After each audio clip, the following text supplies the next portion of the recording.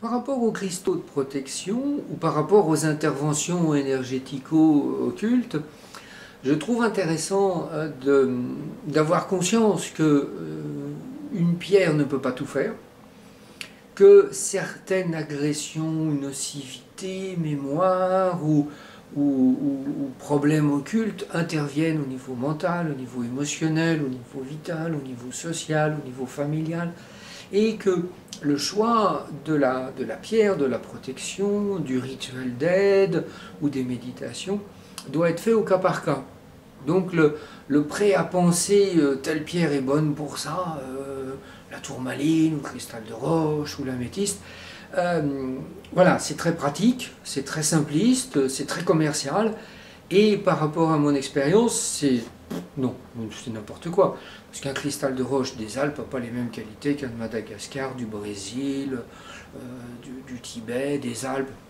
Voilà, la tourmaline du Brésil a un caractère très différent d'une tourmaline d'Afrique. Donc ce choix, il est pertinent s'il est précis. Il est pertinent s'il y a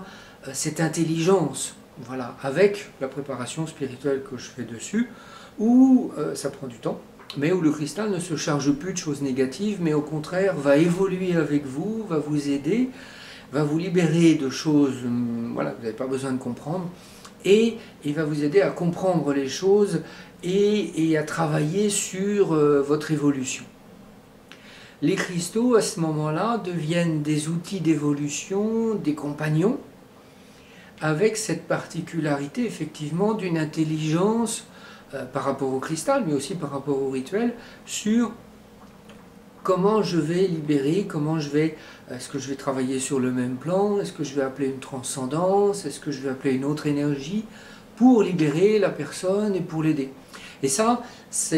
on rentre vraiment dans du sur-mesure, dans de l'intuitif, dans du méditatif, pour aider vraiment la personne et non pas lui vendre une pierre à tout faire. Je dirais dans ce que j'ai aussi entendu sur internet ou lu, il y a quelque chose d'assez extraordinaire qui est prenez cette pierre, elle va vous protéger et puis vous allez la décharger. Et moi, ce qui me paraît assez logique, c'est que si la personne n'a pas su se protéger ou s'isoler ou repousser une influence, je ne vois pas pourquoi elle aurait la capacité de nettoyer la pierre si elle n'arrive pas à se nettoyer elle-même. Donc il y a quelque chose là, je dirais à la fois de paradoxal et de dramatique, dans le sens où je vais te vendre une pierre pour te protéger, pas de ton voisin, ton collègue de travail, de ta belle-sœur, enfin voilà, et ou ton beau-frère. Et la personne, si elle n'a pas pu le faire elle-même, je ne vois pas pourquoi elle va pouvoir le faire sur les autres. Et je trouve ça à la fois commercial et affligeant.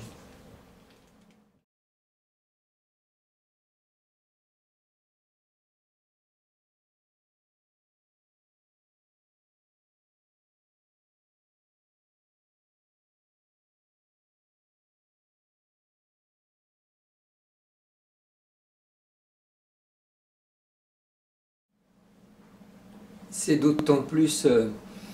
pertinent si elle n'a pas la capacité de se protéger ou de se décharger elle-même. Je ne vois pas pourquoi elle aurait la capacité de décharger la pierre qui, elle, a pris des choses sur elle ou a capté des énergies et qui a maintenant besoin d'être dépolluée. Et par rapport à la dépollution, alors j'ai de temps en temps des feedbacks de professionnels, j'allais dire expérimentés positivement, qui disent que pour décharger une pierre, la passer sous l'eau 2 minutes, c'est totalement insuffisant. Je sais que selon le niveau de stress de la pierre ou d'imprégnation, des fois il me faut entre 4, 5, 6 jours jusqu'à 3 semaines pour libérer une pierre de mémoire. Selon le type de mémoire, il y aura un travail différent. Si c'est du stress, si c'est pollution collective, si c'est malveillance, si c'est je me décharge d'une énergie, d'une maladie, d'un stress ou d'autres choses. Et ça c'est vraiment, je dirais, important de pas vous laisser berner par des gens qui sont dans le prêt à penser, mais plutôt que d'aller dans quelque chose de vivant, de ponctuel, de précis, d'intuitif, et qui se valide, voilà, par l'expérience et par votre évolution.